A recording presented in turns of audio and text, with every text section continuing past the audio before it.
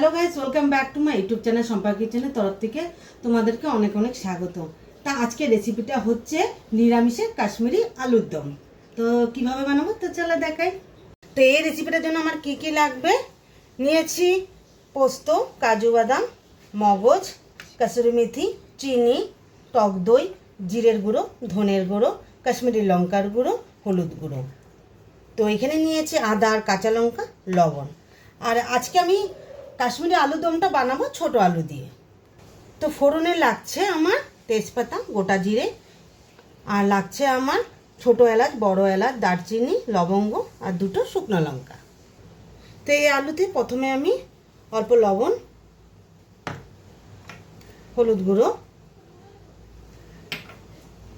কাশ্মীরি লঙ্কার গুঁড়ো দিয়ে ভালোভাবে ভেজে নেব।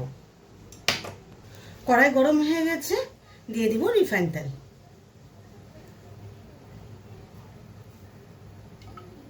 তো অল্প করে ঘি দিয়ে দেব।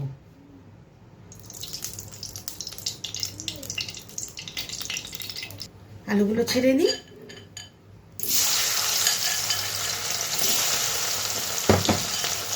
আলুগুলো ভালোভাবে ভেজে নেব। বন্ধুরা, আমি তো ছোট আলু দিয়ে কাশ্মীরি আলু দমটা বানাচ্ছি, আর তোমরা চাইলে বড় আলু দিয়ে বানাতে পারো। আলুগুলো ভাজা ভাজা হয়ে গেছে, তাহলে উঠিয়ে নিই। তো অল্প পরিমাণে আমি তেল অ্যাড করছি। তো দিয়ে দিব সামান্য পরিমাণে ঘি।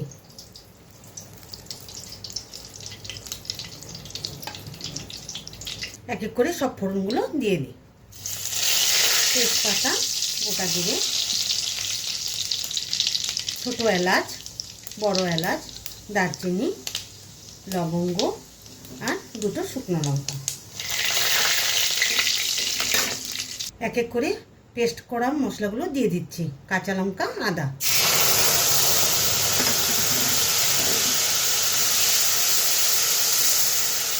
দিয়ে দিব জিরের গুঁড়ো, ধনের গুঁড়ো, কাশ্মীরি লঙ্কার গুঁড়ো,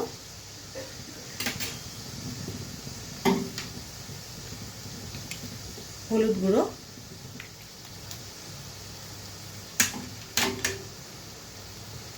চিনি,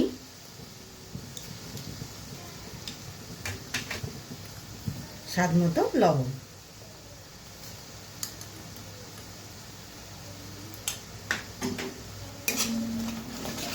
ভালোভাবে এদের ঢেকে রাখবো।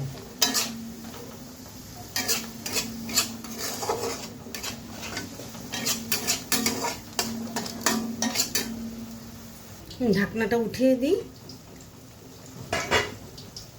তো দিয়ে দিব টক দই।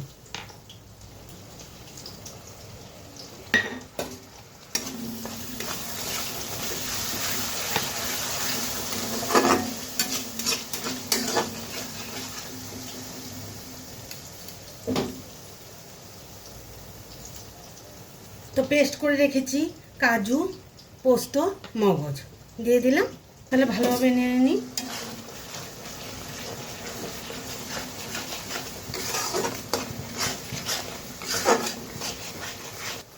দু থেকে 3 মিনিটের জন্য ঢেকে রাখবো। ঢাকনাটা উঠিয়ে দিই। তো দিয়ে দেবো জল।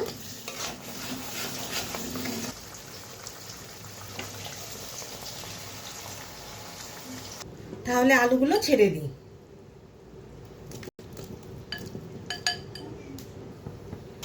একটু ভালোভাবে নেড়ে নিই।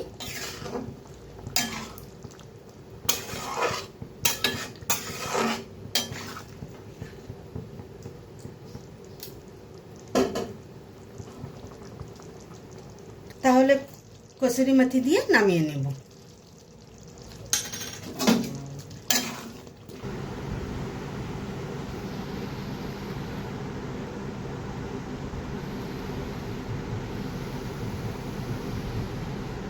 কাশ্মীরি আলুর দমটা কেমন লেগেছে অবশ্যই কমেন্টে জানাবে। আর লাইক, শেয়ার আর সাবস্ক্রাইব করতে একদম ভুলবে না। বাই।